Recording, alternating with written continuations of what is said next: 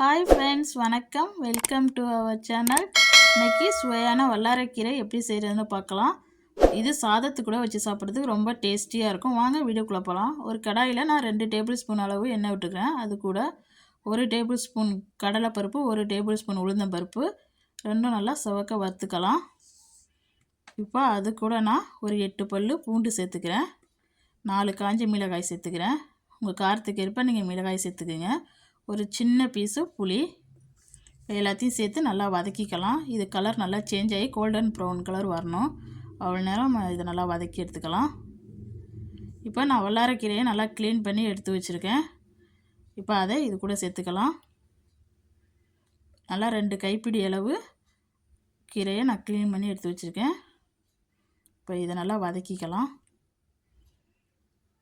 லைட்டாக மிக்ஸ் பண்ணிக்கோங்க.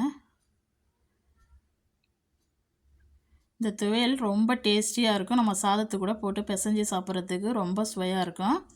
குழந்தைங்களுக்கெல்லாம் இந்த மாதிரி செஞ்சு கொடுத்தா விரும்பி சாப்பிடுவாங்க. ரொம்ப வதக்க வேண்டியதில்லை, இந்த அளவு வதங்கினா ஓகே. இப்போ அடுப்பு ஆஃப் பண்ணிவிடுங்க. நல்லா இது ஆறட்டும். ஆறினதுக்கு பிறகு நான் ஒரு மிக்ஸி ஜார் எடுத்துருக்கேன், அதில் சேர்த்துக்கலாம் நம்ம வதக்கி வச்சுருக்கதை. இந்த வீடியோ பிடிச்சிருந்துச்சுன்னா இந்த வீடியோவுக்கு ஒரு லைக் கொடுங்க. மறக்காமல் என் சேனலை சப்ஸ்கிரைப் பண்ணி வச்சுக்கோங்க. இப்போ இதுக்கு தேவையான அளவு உப்பு சேர்த்துக்கலாம்.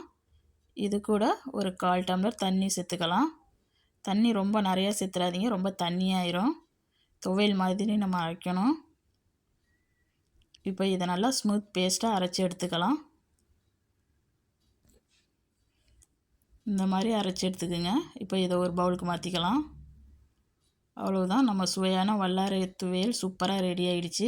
இதுக்கு வேணால் நீங்கள் ஒரு தாளிப்பு கொடுத்துக்கலாம். நான் தாளிப்பெல்லாம் எதுவும் கொடுக்கல. ரொம்ப டேஸ்டியாக இருந்துச்சு. கண்டிப்பாக நீங்களே ட்ரை பண்ணி பார்த்துட்டு எப்படி வந்துச்சுன்னு கமெண்டில் சொல்லுங்கள்.